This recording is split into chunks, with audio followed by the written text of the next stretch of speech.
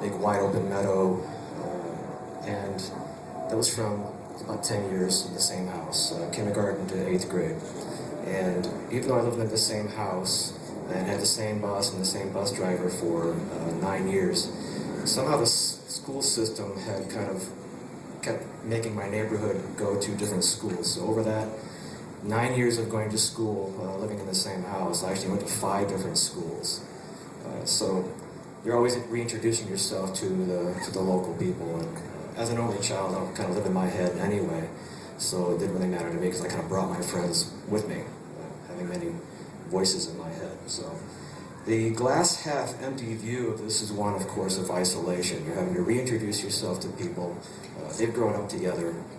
You're kind of the new guy. But the glass half full version of this, of course, is independence. I wasn't subjected to the hierarchy that had already been established with all these kids that grew up together, knew all of their faults, their flaws, whatever they've done wrong, whatever they've done well. I wasn't subject to that. I wasn't pigeonholed into the established social order. So in this way, I kind of ended up, every time I had to make a decision, it was important. I could rely on my own instincts. I could rely on my 3 voices, my head, my heart, and my gut.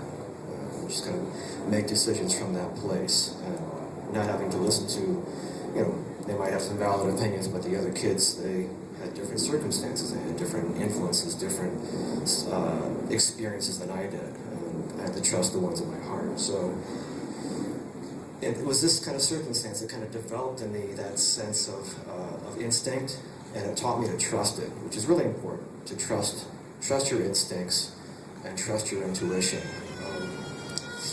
No outside noise can penetrate a solid sense of self-trust. And it's really important to remember.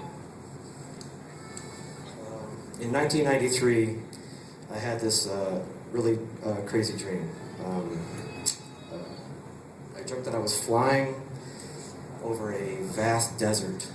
I was kind of upright, almost like I was strapped to a hand truck or a dolly or something kind of odd. But I'm flying through the air over a desert.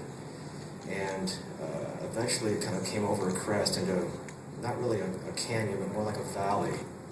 And I ended up kind of hovering over this small town on the side of a hill. And as I turned toward the west, I could see in the distance, a very vivid, lucid dreaming kind of dream. And in the distance I could see this wave, a huge wave cresting and just completely annihilating this large city on the horizon. And it wasn't until about a month later that I got a package from a friend. My friend, late great comedian Bill Hicks, sent me a cassette. He was in the middle of editing his 3rd piece of work, and there's music involved, and he had some questions from me of whether it was fitting with the comedy or not. And it was called Arizona Bay. And of course, I immediately then, the dream came back, and I was like, oh. I wasn't really sure what the town was, because I spent time in Phoenix, and it didn't look anything like the dream. But I knew that was definitely Los Angeles getting its ass kicked. So it was a couple years later, I was discussing this with a friend. I knew it was Arizona as well. I had an idea that this has to be Arizona, but it's not where I've been. And a couple years later, I was speaking with a friend about it. It came up that he actually had lived in Arizona, and he said, I think I need to take you on a little trip. So we planned a trip in mid-95, and we drove north, and as I came over the crest into the Verde Valley, my heart started to race, because it was very familiar to me.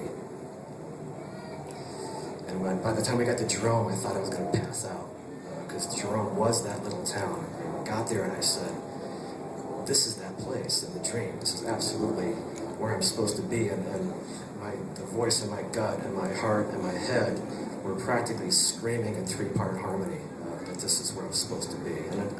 And I know you felt that if you've ever met your soulmate and you guys have connected, you know. No one has to explain it to you. No one has to talk you into it. Your intuition and your instinct tell you this is the one, and you know that feeling. So that That's how I got to Jerome, Arizona. My intuition and that subsequent choice served me very well. This is my 17th year living in Arizona, and there have been some fantastic developments during the time here. I witnessed the blossoming of a brand new wine industry here, which is definitely deep in my heart, having come from a winemaking family from Italy.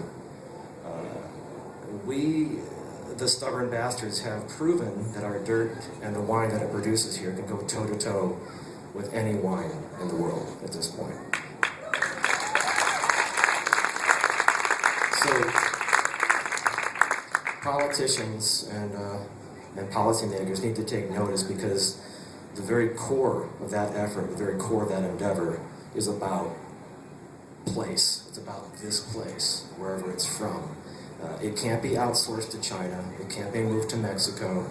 This is something that expresses our home, our place, our Arizona. And it's something that's very special. It nurtures community, and it's stabilizing the economy. And it's the tenacious efforts in recent years by Caduceus Dos Cabezas Wine Works, PSC, Callaghan Freitas, Arizona Stronghold, Javelina Elite, and dozens of others, very stubborn bastards like myself. It's really paid off, and we now have a signature that stems from this place. So make sure that there are tables here, I think, that are pouring some of that stuff, so definitely check that out. Currently, I'm on an international tour, presenting a new collection of stories of my multimedia project called Pussifer. And ground zero for this project is the Verde Valley. It is Jerome, and all of the songs and all the tales reflect our home in this place. And every night we introduce these new stories from the high desert to another theater full of what we've referred to as the familiar strangers. We explain that the desert is a beautiful and dangerous place where one would go to either find or lose themselves. She is equal parts hostile and enlightening. And she has no patience for the casually invested, the fence riders, or the weak of character. Here in the desert, you either get your hands dirty or you become food. That's the fact. Part of our message during these performances centers around sustainability and how it pertains to and intersects with survival. Intersects in a way that metaphorically vaporizes terms such as entitlement and phrases that begin with I deserve. So globally speaking, these words can't exist in our vocabulary if we're gonna weather this current storm, this economic and social mess that we're living through right now. We, the strong, the self-starting, forward-thinking individuals, we have to be willing to work harder than we have become accustomed to, and do it for less, basically. And I'll say that again just so it really sinks in. In this day and age, you have to understand that it's time to work harder for less. And otherwise, we're not going to get through this. So you have to understand that.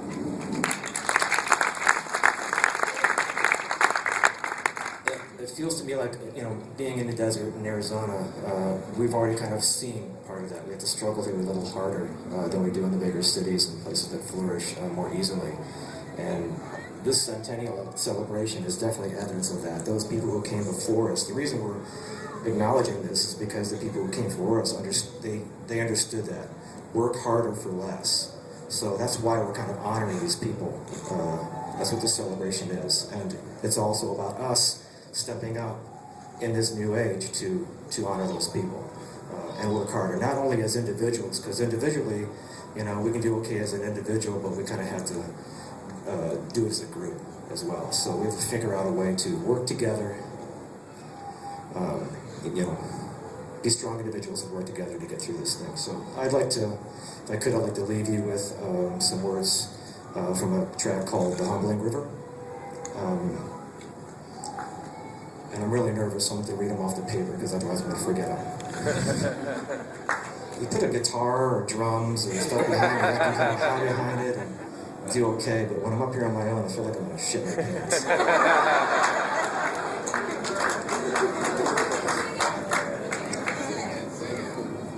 Yeah. Whitney Houston, I am not. Too early?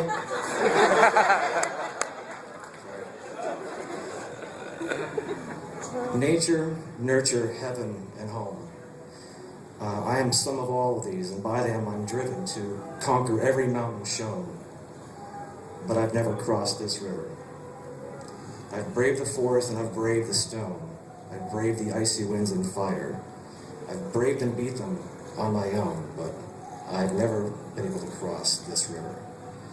So, angel, angel, what have I done? I've faced the quakes, the wind, the fire. I've conquered country, crown, and throne. Why can't I cross this river? And the patient angel says, pay no mind to the battles you've won. It'll take a lot more than rage and muscle. Open your heart and hands, my son, or you'll never make it over the river. It'll take a lot more than words and guns, and a whole lot more than riches and muscle. The hands of the many must join as one, and together we'll cross the river. Thank you.